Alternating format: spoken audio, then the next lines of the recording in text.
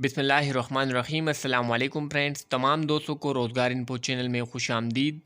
दोस्तों आज की इस वीडियो में हम डिस्कस करेंगे JCM civil and assistant engineer civil के पास पेपर के MCQs। अगर आप लोगों ने एटॉमिक एनर्जी कमीशन, नेस्कॉम और स्पेशली कैरियर जॉब्स 91 में अप्लाई किया और आप लोग इनकी टेस्ट के लिए तैयारी करना चाहते हो तो इस वीडियो को लास्ट तक ज़रूर देखें।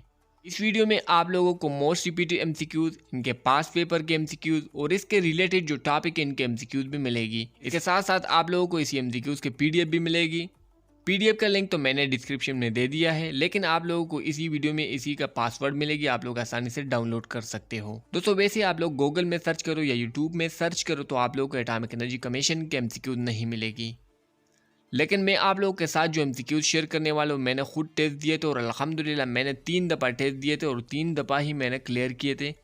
मैंने जिधर से भी तैयारी करता था और जो MCQs मैंने खुद तैयार किए थे तो सब के सब मैं आप लोगों के साथ शेयर करूँगा। इसके अलावा काफ़ी ज़्यादा व्यूवर्स ने भी हमारे साथ एटॉमिक एनर्जी, नेस्कॉम और कैरियर जॉब्स 91 के MCQs शेयर किए, तो मैंने समझा कि आप लोगों के साथ भी शेयर करूँ।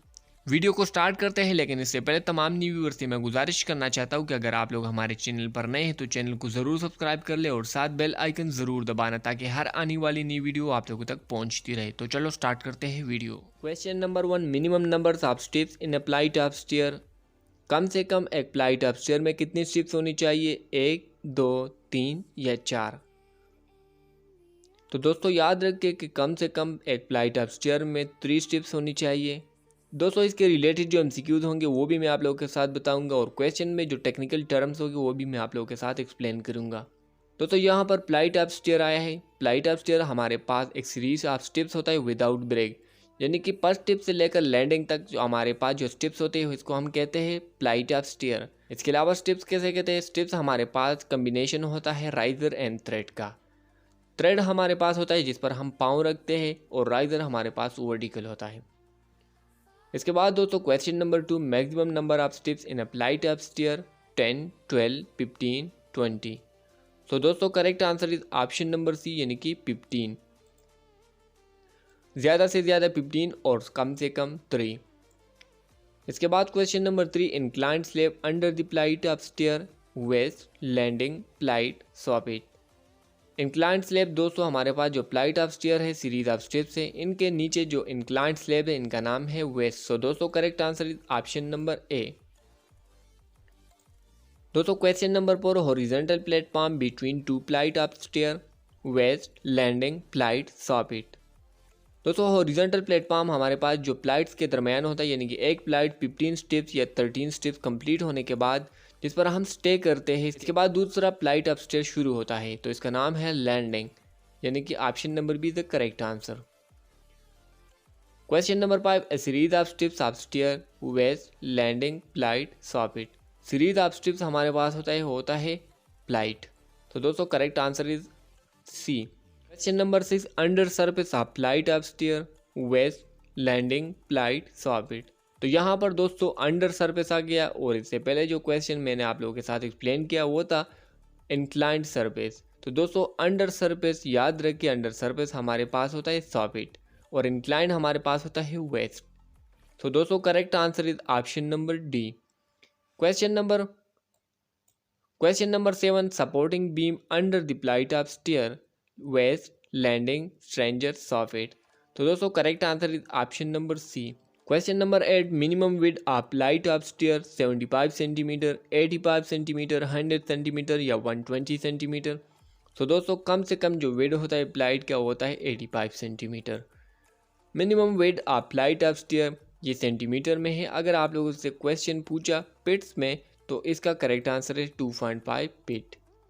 Question number 10, minimum width of landing of stair. Landing of stair का मिनिमम कम से कम विड्थ कितना होनी चाहिए? 75 सेंटीमीटर, 85 सेंटीमीटर, 100 सेंटीमीटर या 120 सेंटीमीटर। तो दोस्तों correct answer is option number B, यानी कि 85 centimetre. Question number 11, minimum height of headroom of stair 3.5 metre, 3 metre, 2.5 metre and 2 metre. तो दोस्तों correct answer is option number C, यानी कि 2.5 metre. Minimum height of headroom of stair 5 feet, 6 feet, 6.5 feet, 7.5 feet. तो दोस्तों correct answer is option number D, 7.5 feet. अगर question आ गया paper में metre में आप लोगों से पूछा कि हाइट ऑफ हेडरूम कितना होता है, तो 2.5 मीटर है, और अगर फिट्स में हो तो 7.5 feet. Question number 13, rise of step of stair multiply by tread या R multiply by T is equal to dash. ये फार्मूला है, आप लोग इसको याद रखें। ऑप्शन नंबर ए 300 से लेकर 330 सेंटीमीटर, 330 टू 400, 400 टू 430 या 430 टू 500। तो दोस्तों इसका करेक्ट आंसर है ऑप्शन नंबर सी, यानी कि 400 से लेकर 430 centimetre. Correct answer is option number C. MCQ number 14, rise of step of stair multiply by tread या R multiply by T is equal to dash. 44 to 50 inches, 50 to 66 inch, 60 to 96 inch या 96 to 120 inch. तो दोस्तों correct answer is option number C, यानी कि 66 to 96 inches. दोस्तों MCQ number 14, mechanical arrangement of moving in a cabin from one floor to another floor of building. Building में एक ऐसा arrangement जिसमें एक बंद केबिन को मूव करता है एक फ्लोर से लेकर दूसरे फ्लोर तक, तो इसका नाम क्या है? स्टेयर, लेफ्ट, एस्केलेटर या ऑल ऑफ दीज। लेफ्ट होता है ये हमारे पास। Correct answer option number B, यानी कि लेफ्ट हमारे पास एक बंद केबिन होता है। एस्केलेटर हमें कैसे कहते हैं? एस्केलेटर हमारे पास जो इलेक्ट्रॉनिक, जो हमारे पास इलेक्ट्रिकल सीढ़ियाँ होती है, इसको हम कहते हैं एस्केलेटर। तो दोस्तों correct answer is option number B. इसके बाद दोस्तों MCQ number 16, mechanical arrangement of moving steps of stair from one floor to an another floor of building. Stair, lift, escalator या ऑल ऑफ दीज। तो यहाँ पर दोस्तों मूविंग स्टेप्स है mechanical arrangement की, तो इसका correct answer is option number C, यानी कि एस्केलेटर। एस्केलेटर हमारे पास एक मूविंग स्टेप्स होता है, मैकेनिकल अरेंजमेंट होता है, इलेक्ट्रॉनिक्स होता है। Correct answer is option number C. दोस्तों इसके बाद नेक्स्ट MCQ है, number of bricks required per 1 cubic metre of brick masonry is 400, 500, 600 या 1000। दोस्तों ये MCQ आया था HR 1384 की टेस्ट में। तो दोस्तों correct answer is option number B, यानी कि 500। 1 क्यूबिक मीटर पे 500 ब्रिक्स होता है। कई जगह पर आप लोगों को 550 भी मिलता है, लेकिन इसमें आप लोगों को इसमें जो ऐड होता है वेस्टेज भी इसमें ऐड होता है। इसके बाद नेक्स्ट MCQ है, the stretcher bond in brick masonry can be used only when the thickness of wall in dash centimetre. सबसे पहले हम बात करेंगे कि स्ट्रेचर बांड कैसे कहते हैं। दोस्तों स्ट्रेचर बांड हमारे पास ब्रेक बांड में से एक ऐसा बांड है जिसमें हमारे पास वॉल में स्ट्रेचर बांड के जो वॉल होता है इसमें हमें पूरा लेंथ नज़र आएगी, ब्रेक्स का पूरा लेंथ नज़र आएगी, ना कि इसका हेड। तो दोस्तों हमारे पास एक सिंगल ब्रेक का वॉल होता है, 4.5 इंच होता है। तो यहाँ पर सेंटीमीटर में पूछा है। हमें पता है कि ब्रेक का साइज 20, 10, 10 है, और इंचेस में हमारे पास 9, 4.5 एंड 3 इंचेस है। तो इसका 10, यानी कि option number is correct answer, इसका 10 सेंटीमीटर होता है। MCQ, the most important tool in brick laying for lifting and spreading mortar is plot, brick axe, trowel and shovel. तो दोस्तों यहाँ पर जो आंसर लगा है ये गलत है, इसका correct answer is option number C है। यहाँ पर कह रहा है कि जो हमारे पास जो इम्पॉर्टेंट टूल्स होता है ब्रेक्स में, जिस पर हम लेफ्टिंग भी करते हैं और स्प्रेडिंग भी। मोटार को हम स्प्रेडिंग भी करते हैं, स्प्रेड करते हैं, और लेफ्टिंग भी हम करते हैं एक जगह से दूसरी जगह। तो इसका correct answer is option number C, यानी कि ट्रैवल। इसके बाद next MCQ, the depression provided in the face of brick is called dash, boat, trademark, prism या प्रॉग। प्रॉग हमारे पास ब्रेक के ऊपर जो जुरिया बनी होती है उसको हम कहते हैं फ्रॉग। दोस्तों प्राग का असल मकसद क्या होता है? प्राग का असल मकसद जिसको जोड़ अच्छी तरीके से लगाना। इसके अलावा जो मैसन काम करता है इनका ग्रिप भी मजबूत होता है, वो जल्दी जल्दी इसको काम करके उनको प्राग को अच्छी तरीके से पकड़ कर उसको अच्छी तरीके से लगा लेता है। तो next MCQ, the type of bond provided in brick masonry for carrying heavy load. वो कौन सा बांड है ब्रेक मैसनरी में, कौन सा बांड है जो ज़्यादा लोड बर्दाश्त कर लेता है? इंग्लिश, फ्लेमिश, हेयरबॉर्न या डच। तो दोस्तों correct answer is option number A, यानी कि इंग्लिश बांड। इंग्लिश बांड कैसे कहते हैं? इंग्लिश बांड में हमारे पास लेयर वाइज होता है, एक स्ट्रेचर एक हेडर, इसके बाद एक स्ट्रेचर एक header. Next MCQ, a type of bond in a brake masonry consisting of alternate course of header and stretcher is called dash। तो यहाँ पर मैंने आप लोगों को बता भी दिया कि हमारे पास ब्रेक मैसनरी में एक ऐसा course alternative course. Alternative course का मतलब क्या है कि एक हो गया, इसके बाद अल्टरनेटिव, यानी कि एक दूसरे के अल्टरनेट कोर्सेज होता है हेडर एंड स्ट्रेचर का। तो दोस्तों इसका correct answer is option number A, English bond. Next MCQ is crushing strength of a good building stone should not be less than in dash kg per centimeter square. एक good building stone का crushing strength होता है 1000 kg पर centimetre square. 217 नेस्काम के test में MCQ repeat हुआ था कि क्रशिंग स्ट्रेंथ कितना होता है एक गुड बिल्डिंग स्टोन का। तो इसका correct answer is option number B. In stone masonry, a stone having length equal to pull weight of a wall in term as dash big stone, central stone, through stone या key stone। तो दोस्तों correct answer is option number C यानी कि through stone. Stone masonry में हम पूरा length यानी कि पूरा वॉल का जो वेट होता है इसमें हम प्रोवाइड करते हैं एक बड़ा ब्रेक। तो इसका टेक्निकल जो नेम है इसका थ्रू स्टोन। इसको प्रोवाइड करने का असल मकसद क्या होता है? इनको प्रोवाइड करने का असल मकसद इनको मजबूती पैदा करना है। तो पूरे वॉल में एक थ्रू स्टोन को प्रोवाइड करना ताकि वॉल मजबूत हो।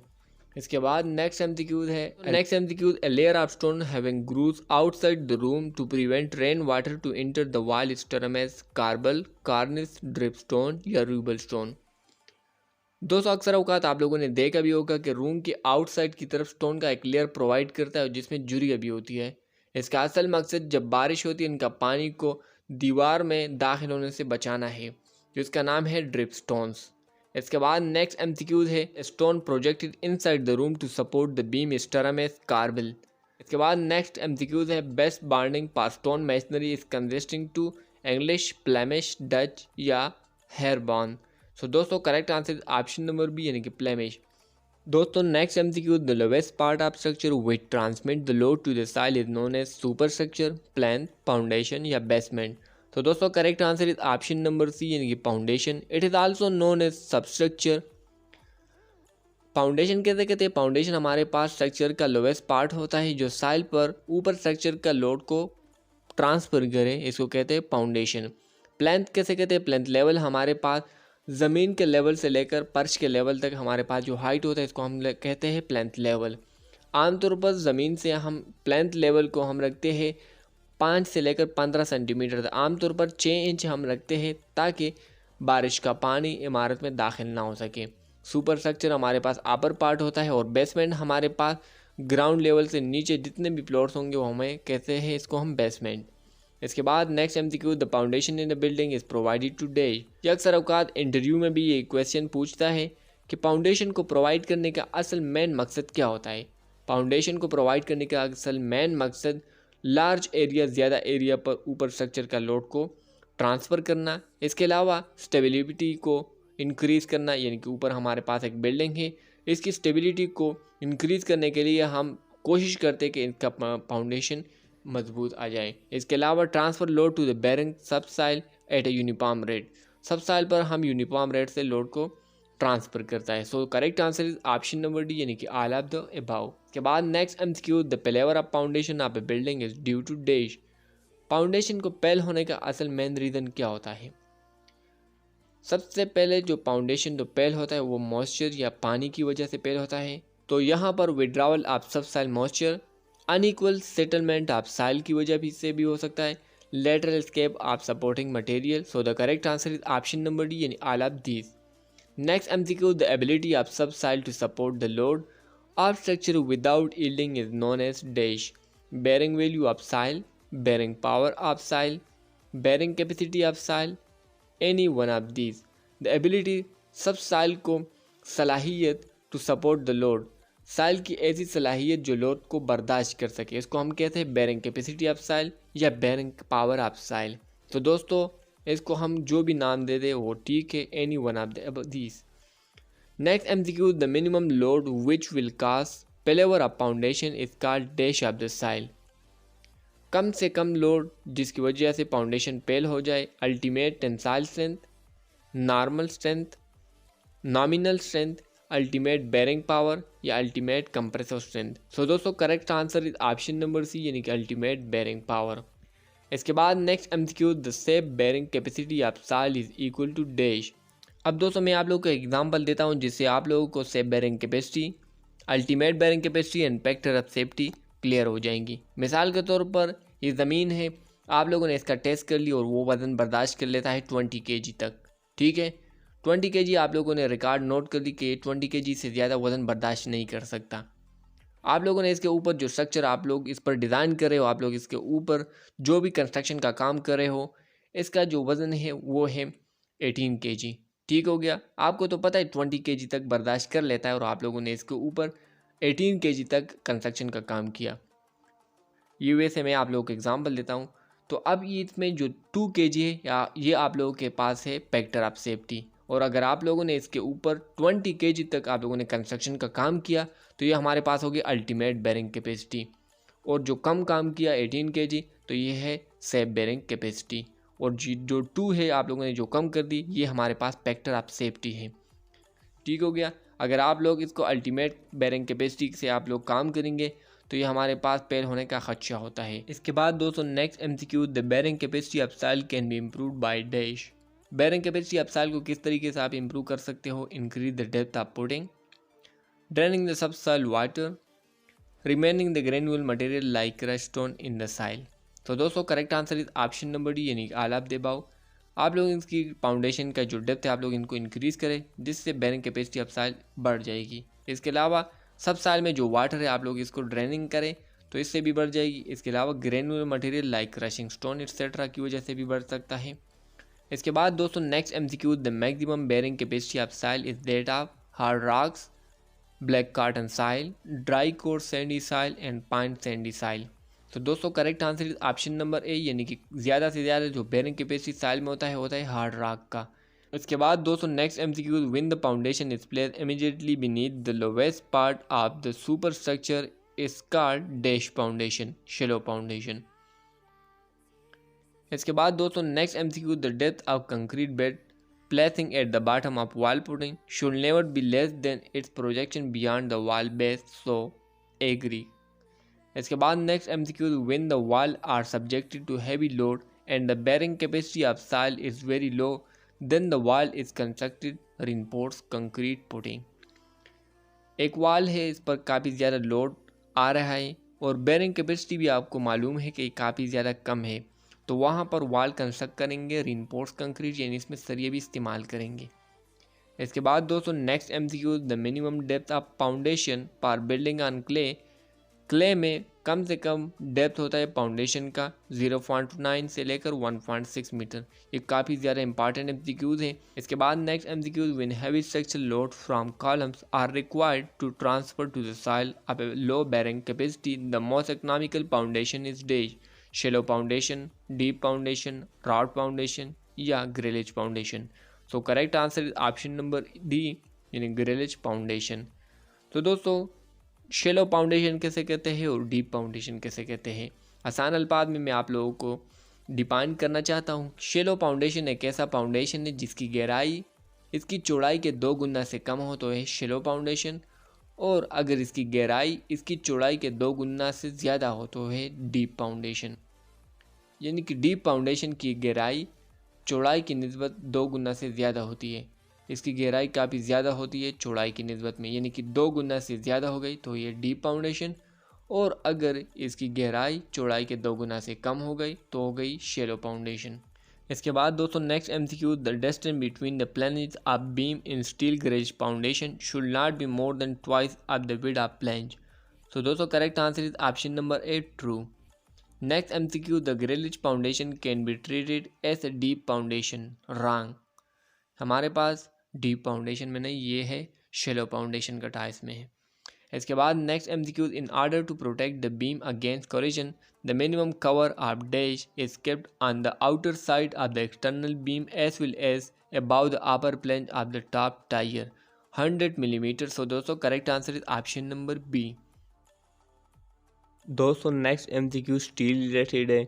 Steel use in ordinary RCC work, यानी कि जो स्टील इस्तेमाल होता है आमतौर पर जो रिइंफोर्स सीमेंट कंक्रीट के कामों में, stainless steel, mild steel, high carbon steel या रॉट आयरन। सो दोस्तों correct answer is option number B, यानी कि ऑर्डिनरी RCC वर्क्स में माइल्ड स्टील का इस्तेमाल किया जाता है।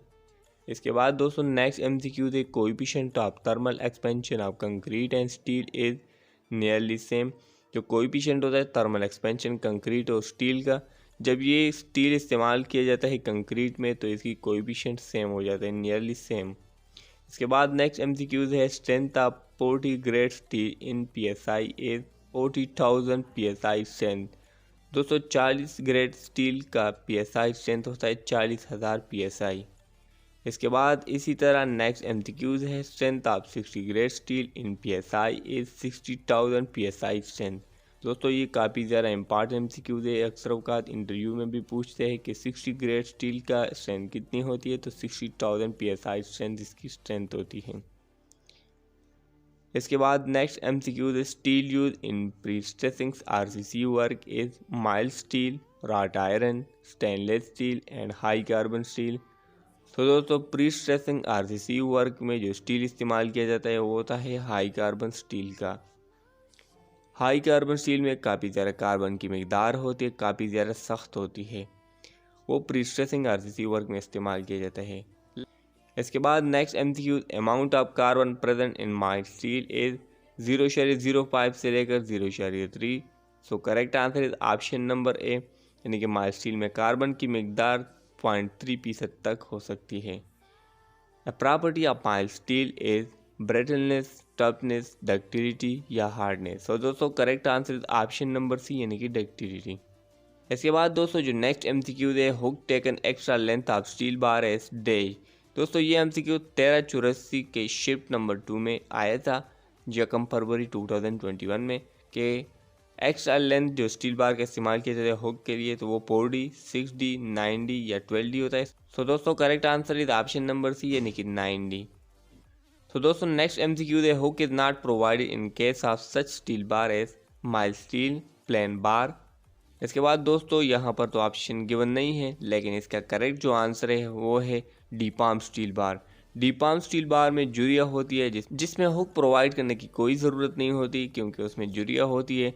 प्लेन बार पहले ज़मानों में इस्तेमाल होता था जिसमें हुक प्रोवाइड करने का ज़रूरत होती थी, क्योंकि हुक के बगैर इसमें जो ग्रिप था वो मजबूत नहीं होता था, इसलिए उसी टाइम में प्लेन बार में हुक प्रोवाइड करता था। लेकिन आजकल जो डीपाम स्टील बार इस्तेमाल किया जाता है उसमें हुक प्रोवाइड करने की कोई ज़रूरत नहीं। नेक्स्ट MCQ तो ये काफ़ी ज़्यादा इंपॉर्टेंट है, वो 1384 के टेस्ट में आया तो एटॉमिक एनर्जी 1175 के टेस्ट में भी ये रिपीट हुआ था।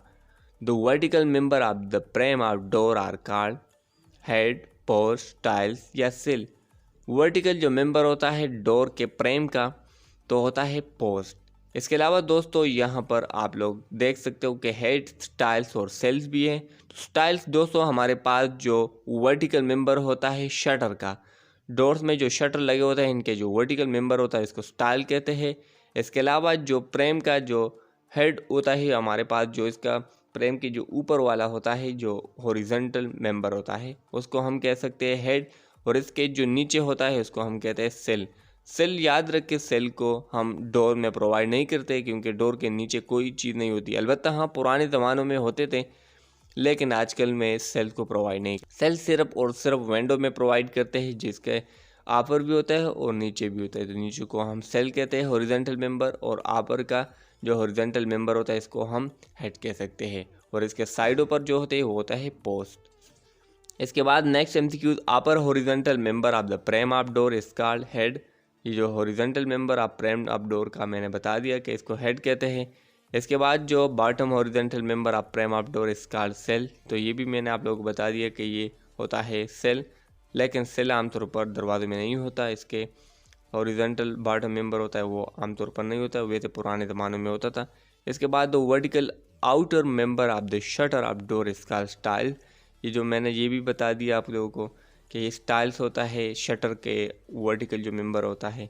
इसके बाद fan light is attach with door on its upper side.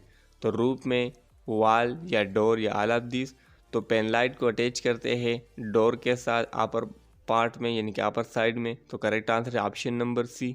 इसके बाद दोस्तों नेक्स्ट MCQ है skylight is a type of door, window, C window या ऑल ऑफ दिस। तो दोस्तों स्काईलाइट है एक टाइप से विंडो का, ये भी एक किस्म का विंडो होता है, लेकिन स्काईलाइट यानी कि लाइटिंग के तौर पर हम इस्तेमाल किए जाते हैं। इसके बाद next MCQ, the window which project outside the room of a building is called bay window. Correct answer is option number B. इसके बाद next MCQ, a window fixed at vertical triangular portion of wall under slope roof is called dormer window. Triangular portion के wall में जो हम provide करते हैं sloping roofs में, इसको हम कहते हैं डॉर्मर विंडो।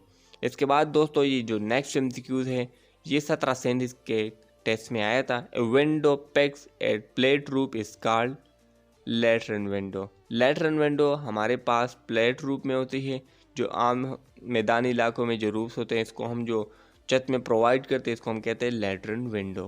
इसके बाद दोस्तों नेक्स्ट एमसीक्यूज है, vertical member dividing the door और window in portion is called mullion. Mullion कैसे कहते हैं दोस्तों, ये दरवाजे में वर्टिकल मेंबर होता है। आप लोगों ने देखा भी होगा कि दरवाजे में मुख्तलिफ डिज़ाइन को बनाने के लिए इसमें वर्टिकल मेंबर प्रोवाइड करते हैं। आमतौर पर 2 ही प्रोवाइड करते हैं या 3, जो भी हो डिज़ाइन पर डिपेंड करता है, जिसमें मुख्तलिफ छोटे छोटे पैनल्स बने होते हैं, जो मुख्तलिफ छोटे डब्बे बने होते हैं, पोर्शन बने होते हैं। ये जो वर्टिकल मेंबर इस्तेमाल किया जाए इसको हम कहते हैं मुलियन, और ये जो डब्बे बने होते हैं इसको हम कहते हैं पैनल्स। दोस्तों इस वीडियो में आप लोगों को जो PDF मिलेगी इसका पासवर्ड है ROZGAR रोजगार INFO 1122। तो दोस्तों इसका पासवर्ड है, आप लोग डाउनलोड कर सकते हो।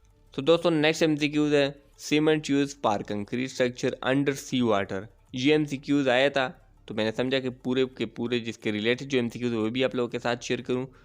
ये जो सीमेंट इस्तेमाल किया जाता है सी वाटर्स में तो होता है slag cement. Ordinary Portland cement को हम आम कामों में इस्तेमाल किए जाते हैं। इसके बाद लो हीट है, इसके बाद हाई एलुमिना है। तो correct answer is option number C. इसके बाद next MCQ, at the time of casting of concrete thickness of layer should not be more than 3 inch, 4 inch, 6 inch या 10 इंच। तो दोस्तों correct answer is option number C, यानी कि 6 inch. दोस्तों next MCQs, according to BS standard final setting time of ordinary Portland cement should not be more than dash. इसका तो हर x level engineer और diploma holder को पता भी होगा कि जो हम ऑर्डिनरी पोर्टलैंड सीमेंट इस्तेमाल करते हैं अकॉर्डिंग टू BS स्टैंडर्ड, इसकी जो पैनल सेटिंग टाइम है वो 10 आवर्स से ज़्यादा नहीं होनी चाहिए, यानी कि 600 मिनट्स। और दोस्तों इसकी जो इनिशियल सेटिंग टाइम्स है वो 30 मिनट्स होती हैं। इसके बाद next MCQs, specific gravity of Portland cement. दोस्तों ये एमसीक्यूज PWD वापडा के टेस्ट में आया था। Specific gravity of Portland cement is 3.7। दोस्तों correct answer is option number C. आप लोग हमें कमेंट करें कि स्पेसिफिक ग्रेविटी ऑफ सैंड कितनी होती है। आप लोग इसका जवाब कमेंट बॉक्स में ज़रूर दीजिए। Next MCQ, necessary precaution are observed while concrete at temperature in dash centigrade. दोस्तों वो टेम्परेचर है 0 से लेकर 10 डिग्री तक सेंटीग्रेड। जब सेंटीग्रेड काफ़ी ज़्यादा कम हो जाए और सर्दियों के इलाके में और जो बर्फ़बारी वाले इलाके में कंक्रीट का काम किए जाते हैं वहाँ पर टेम्परेचर अप डाउन होता रहता है। वहाँ पर जब 10 डिग्री सेंटीग्रेड यानी कि 0 से लेकर 10 डिग्री सेंटीग्रेड तक हो तो एहतियाती तदाबीर करना लाजमी है। इसके बाद दोस्तों नेक्स्ट एमसीक्यूज है, tube use for concreting under water is. जो ट्यूब इस्तेमाल की जाती है कंक्रीट में अंडर वाटर वो है correct answer is option number B, यानी कि ट्रिमी। इसके बाद जो नेक्स्ट एमसीक्यूज है, permissible temperature for concreting in centigrade is 18 से लेकर 21 डिग्री सेंटीग्रेड तक, यानी कि 18 to 21।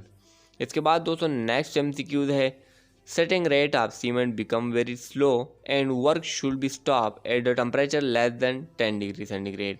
यहाँ पर ये रिपीट भी हो गया कि जब 10 डिग्री सेंटीग्रेड से टेम्परेचर कम हो तो काम को रोकना चाहिए, क्योंकि सेटिंग टाइम ऑफ सीमेंट काफ़ी ज़्यादा स्लो हो जाता है। अगर दोस्तों मजबूरी हो और काम करना हो तो फिर वहाँ पर नेसेसरी प्रिकॉशन करने की ज़रूरत होती है। इसके बाद दोस्तों next MCQs, according to accelerator become necessary during concreting below such temperature as 5 degree centigrade. तो दोस्तों एमसीक्यूज है, the prepared surface of soil on which road is constructed.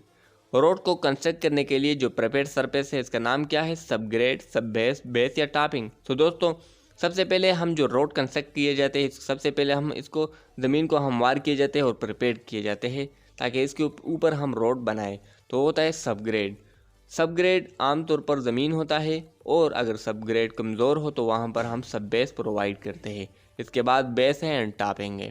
तो दोस्तों 1737 के टेस्ट में जो MCQs आया था वो कुछ इस तरह था कि रोड के लिए जो कंपलसरी पार्ट है सब ग्रेड का प्रोटेक्शन करते हैं, तो उस लेयर का नाम क्या है?